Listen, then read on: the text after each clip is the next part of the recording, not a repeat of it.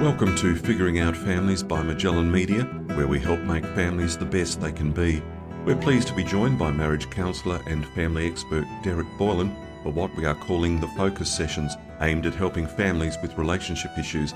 Together with Derek, over a number of these sessions, we will explore the most pressing issues facing families today. We hope you enjoy and find this series valuable.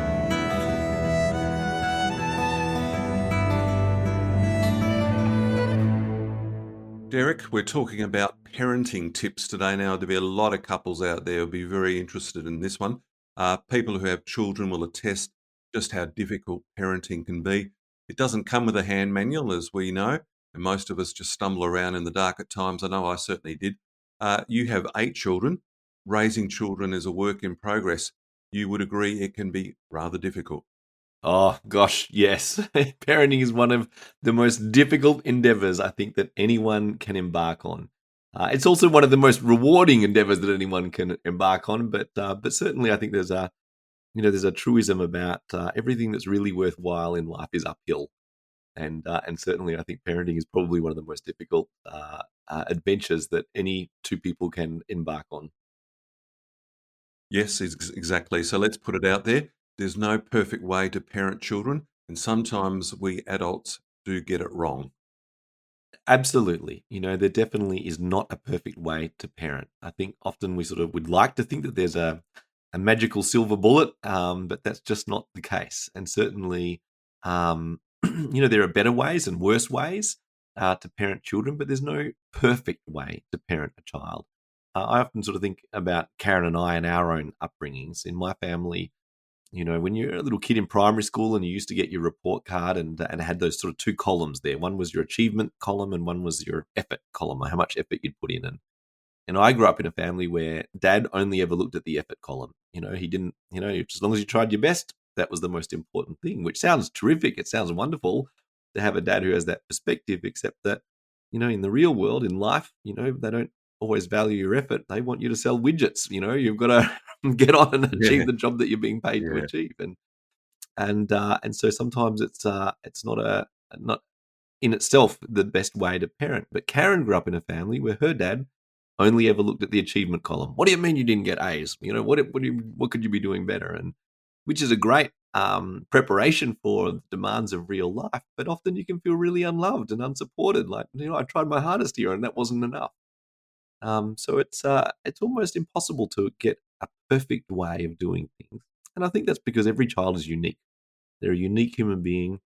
And just like we like our own unique, individually respected and valued and taken into consideration, we're going to need to do that for our children too, and recognize that they're constantly changing and growing.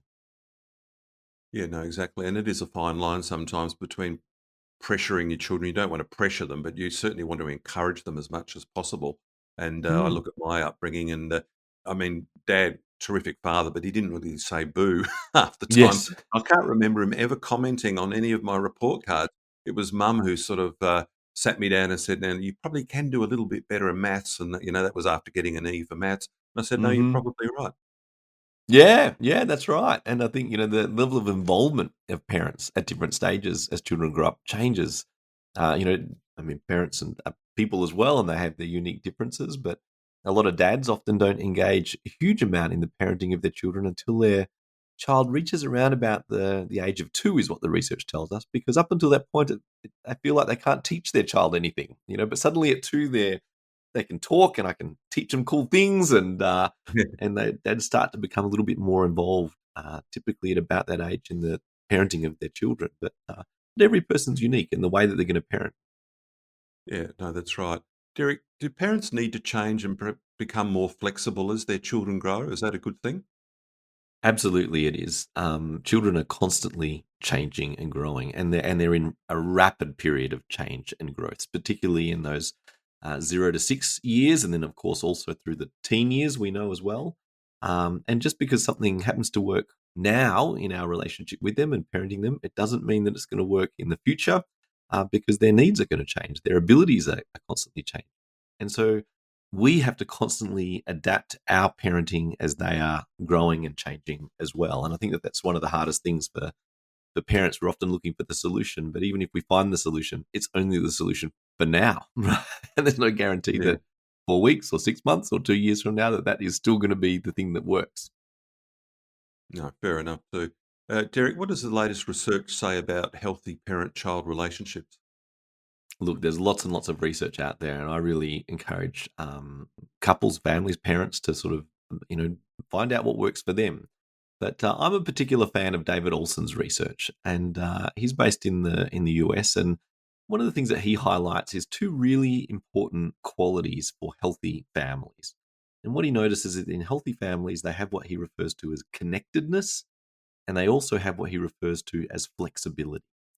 And so by connectedness, he means that they have a sense of an involvement in one another's lives, and a concern about what's happening in each other's lives, and a longing to be inside of one another's lives. But it's important to think of connectedness as a spectrum. So at one end of the spectrum, you've got overly connected families, and at the other end of the spectrum, you've got disconnected families. And the other thing he talks about is flexibility. And so flexibility is the capacity for families to bounce back from adversity. That all families at different times experience challenges, either from outside of the family or even within the family relationships. And our capacity to be flexible enables us to bounce back from those things. When anything becomes too rigid, when it's put under pressure, it breaks. And so families need a level of flexibility. But again, flexibility is like a spectrum. You've got some families who are very inflexible in the way that they work, and then you've got other families that are overly flexible in the way that they work as a family. And so that also exists on a spectrum too. Fair enough. Now, it's a bit of a mouthful, so I'll try and get it out. You've mentioned it a little bit there. Tell me more about the spectrum: inflexible, overly flexible, and disconnected, overly connected. What does that all mean? It's doing my head in, I think.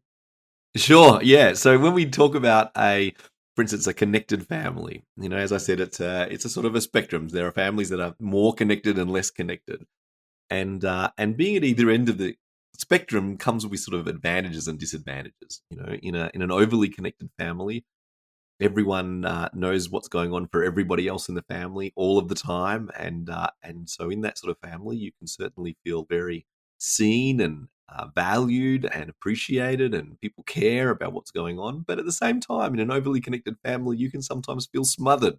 There's no capacity for me to be able to be my own individual person and to make my own individual choices. Everyone's perfectly happy to tell me exactly what to do and how to live my life.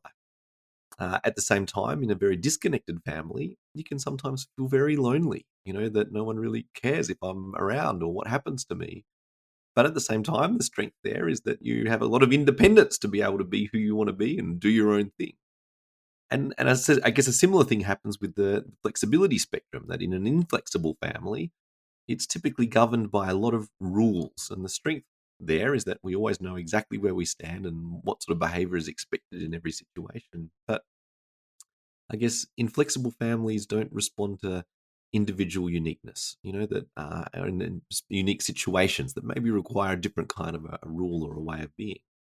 And in overly flexible families, the strength is that we can do anything that we want on any day of the week, any way that we like to do it. But at the same time, there's no certainty. We don't know really where we stand or where we stand in relationship to other people, and how things what's expected of me in certain situations.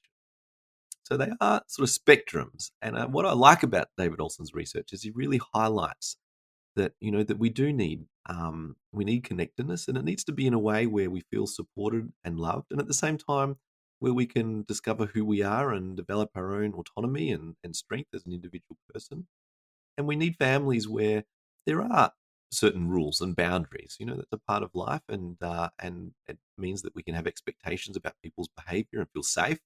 And at the same time, we need to be able to respond to unique individual differences and unique situations, and to be able to be flexible when we're faced with challenges that are unexpected. I think that's very well explained. I think, and connectedness, I mean, we are, as human beings, we need to be connected to other human beings. And I think that's why some people in Melbourne during the pandemic have struggled because of the severe restrictions. That connectedness has not been there for a lot of people. I think that's a really important point, David. We're made for other people, and other people are made for us. and for relationships. And there's a lovely quote from Aristotle, and he and one of the leading neurologists in the world at the moment. He often sort of quotes this quote from Aristotle as well. Daniel Segal. He does a lot of work in the neurodevelopment of teenagers and young adults. But he says, and Aristotle said, there's no such thing as a baby. There's only a baby and its mother, that we come into the world and we can't survive on our own. We need other people, and we discover who we are and we become who we are in relationship to other people. And that's what leads to meaningful, fulfilling relationships is and a life is to be in meaningful relationships with others. No, that's exactly right. Derek, is love one of the most important ingredient in raising children well? It sure is. We are made for love. We're made to love others and to be loved by others. And I think it's one of the reasons why I like these qualities of connectedness and flexibility is that they really speak of a way to love. I think we're all growing up, longing for the experience of loving relationships, but we don't always grow up with the means or the skills or the experience to know how to achieve them, how to actually make that come into reality. And I think, David Olson is highlighting the way that we do that. The way we do it is by being interested in other people's lives, by giving them the scope to be able to grow and become who they are, by having expectations so that we don't hurt one another and we create safety in our relationships, and also by being able to recognize that we're unique individuals who sometimes need unique responses to different situations. And I think that that idea, these concepts, give us a way to actually know how to love in our families. Fair enough too. We all need boundaries, but children, especially in their younger years, need boundaries. You would agree that boundaries are vitally important, especially for younger children? Boundaries are very important, and understanding boundaries is really important for children. It's healthy for children at a very early age. But also, we live in a world that has boundaries. It's about preparing them to be a good citizen as well. We can't just do whatever we want whenever we feel like. That we live in a world where we agree to boundaries because those boundaries protect people. We stop at stop signs and red lights, and we drive at the speed limit, and there are always going to be expectations on us because we live in relationship and we need other people and they need us. None of us can survive without others in our lives. They're the people who prepare our food and run our shops and service stations and fix our roads, and they also need us. So I guess having boundaries and having children understand the importance of boundaries at a very early age is important. But I think also those boundaries are changing throughout life as well. So an important skill for children to learn at an early age, and this is where having boundaries at an early age helps, is actually for them to develop the skills for negotiating rules, for negotiating boundaries. It might be 7 o'clock bedtime for the 6-year-old, but when they turn 16, they don't want to be going to bed at 7 o'clock anymore. And at No. some point, there has to be a negotiation of those boundaries.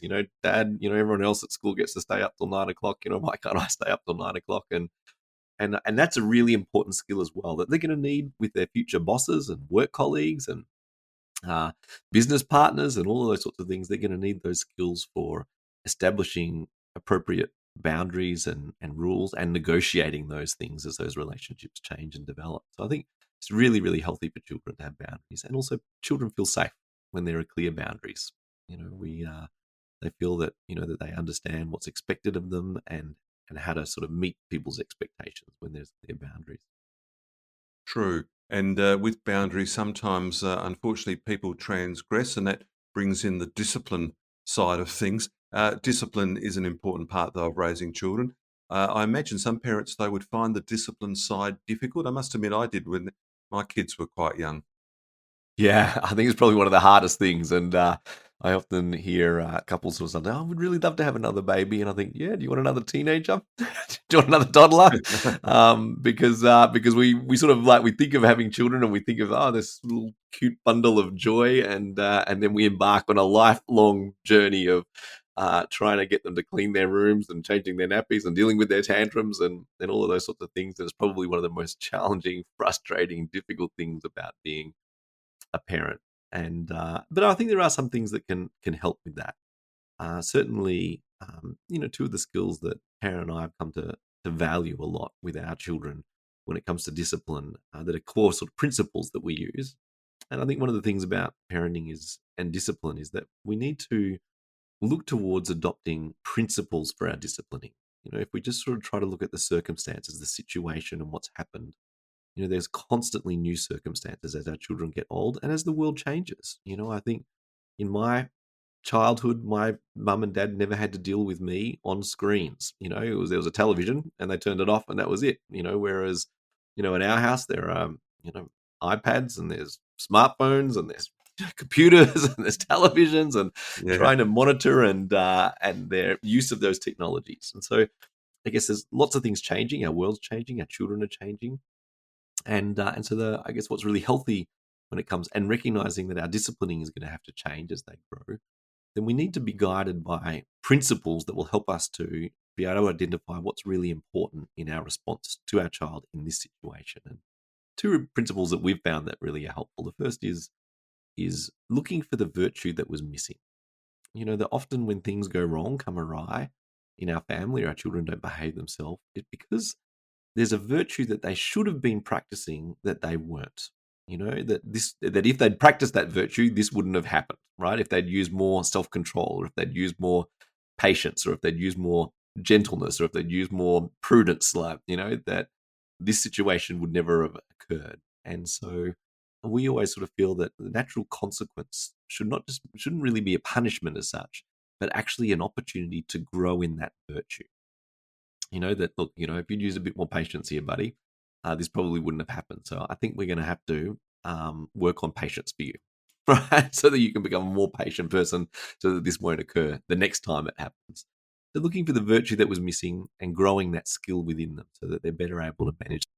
I guess the second principle that we always have in our family, and really comes to our family through Karen. I think Karen had a real wisdom around this, was that relationships come before everything else. Relationships in our family with one another come before remote controls, before computer game consoles, before time on the iPad, before trampolines, any of those sorts of things. That it's the relationships that are the most important thing. And so it sort of influences our parenting in a number of ways. I'll give you a couple of examples. One is when we give our children time out. So we'll use time out often. Often when people use time out, they have the time out mat, or they'll have the time out in a room or whatever, where a child's expected to sort of sit. I always do time out right next to me. I sort of say, all right, I think you need a bit of time out here, buddy, and come and sit here right next to me while I'm doing the dishes or while I'm, doing some work. Because it's a consequence. They experience it as, now I'm going to have time out, and I can, such and such. If you hadn't have done this, I wouldn't have had to be in time out. Yeah. But I don't want them to experience time out as being sent away from us. I actually want to bring them closer to me. And what I find happens typically is, if I'm doing the dishes and I say, all right, buddy, I think you need some time out, come and sit here next to Dad while I'm doing the dishes, is that they'll sulk for about 30 seconds and then they'll ask me about something about my day, or they'll ask me a question about something, and then we end up having a conversation, and then they end up picking up the tea towel because they want to finish the conversation with Dad, and they start to, dry the dishes with me, and we have a really good conversation, and we have built a relationship. The consequence has actually been an opportunity not to experience being pushed away or to encounter shame, but rather we make mistakes. But, when we do that, we call one another closer because we want to heal that. And the relationships are going to be the things that are going to help us to navigate, these difficult things in the future. Another example would be if our children are fighting over something. I always used to say to my children, listen, you guys, your relationship with one another as a brother and a sister is far more important to me than who gets to watch TV. So what I'd like to see is for the two of you to work on your relationship. So go and sit on the couch over there, and don't get up until you've worked out how to be really, best friends again. Off they go and they sit on the couch. And but what it typically does is it, generally I think in families, whoever is the oldest and the strongest can dominate and get what they want. Just by sheer force of power. And when I use that as a consequence, what it does is it flips that on its head. Because what happens is the older one wants to get back to the TV, so they go, all right, I'm friends, we're friends. And the younger one goes, nope. I'm not going to be friends with you. No. And so now the older one has to practice a new skill for negotiating and model to the younger one a way of talking and a way of communicating that's going to bring about the relationship that gets them off the couch and back to what it is that they wanted to do. Typically, usually what happens to our kids after a while is they realize that, well, we'll just tell dad we're friends and then we can get off the couch and we don't have to sit next to each other. And I have this experience where they go, all right, we're friends. And I'm like, really? You don't look like you're friends to me. You look like you're kind of still enemies and that you're just saying that you're friends. But you know what? You know what would convince me that you two are friends? Is if you two could go and work as a team to clean off the dining room table, I would be certain that you guys are friends. You just want us to clean the dining room table, and I'm like, well, Yeah. actually, it is your dishes on the dining room table, so yes, I would like you to do that. But usually, by the time they've finished actually doing the dishes and that sort of stuff, they are actually working as a team. They've worked out, they've let go of their irritation with one another, and they've kind of worked out, all right, well, how about you use the console first, and then I'll use it after you're finished, and they've worked out a way to have a relationship with one another, which to me is far more important than anything else. Absolutely. Um, so yeah, I think looking for ways to sort of serve the relationship, that's the most important thing, and that's what's going to bring about their future skills to be able to manage. Yeah, no, that's very clever. I wish I'd thought about that when Tom and Lauren were young. Might have saved a few fights and things. But anyway, it's long in the past now. They're in their 20s, so and they're good Mm, friends, which is great. And yeah. patience is a virtue. You're quite right, Derek. It's especially when the children are really young and they don't have the skills to tell you exactly what they're feeling. All they want to do is scream at you, Mm. and you've got to remain calm. It's not easy. It is really hard. Yeah, I kind of think, and I sort of think, when I realize that sometimes it's really hard for me to manage my own emotions, what sort of expectation can I have of a 6-year-old? I'm a grown adult man with several decades of experience at managing my feelings, and I still struggle at times. Like, I probably should be more patient with my children as they're trying to work it out for themselves. Yeah, well, you never stop learning. None of us do, and yeah, it's just one of those things, isn't it? Absolutely.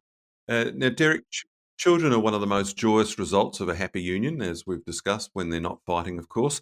Happy union between two people. Would you agree they can tighten the bond between couples? Yeah, they can. And there's interesting research around this. There was a beautiful article that sort of really pulled all the research together, printed in the New York Times a number of years ago. And I guess it depends on how you look at happiness, how you define happiness.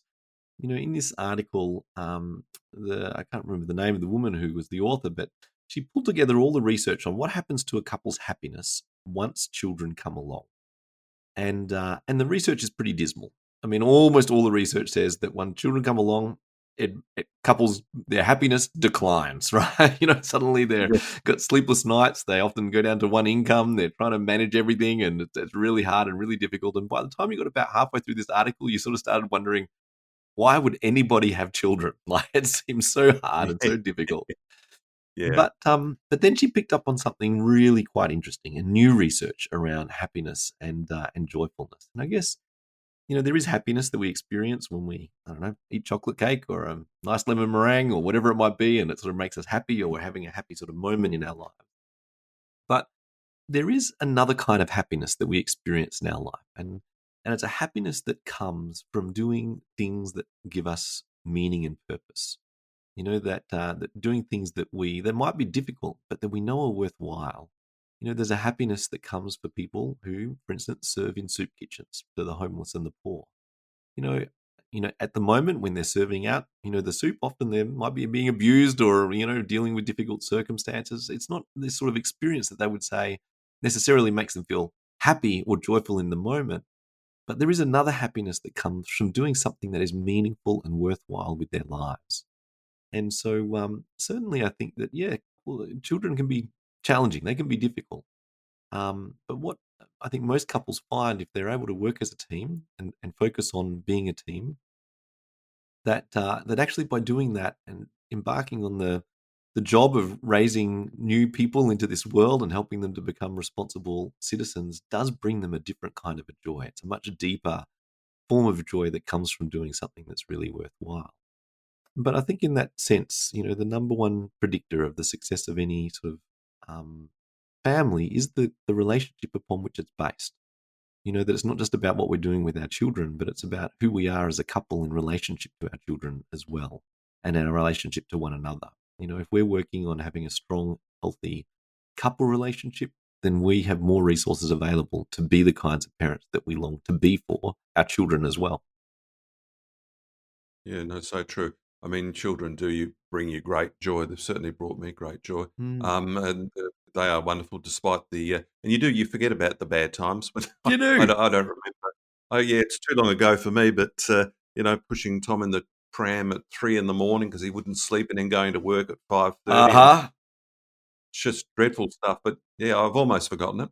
Yeah, yeah. It was tough at the beginning, and I sort of think, but there is a sort of I don't know. There's something that there is a sense of self worth that comes from leaning into doing something that is really difficult and persevering through it and seeing it through to the end. I think that does do something for our sense of dignity and our sense of self worth. And absolutely, parenting can be difficult. It can be really challenging, but it's worth leaning into the challenge.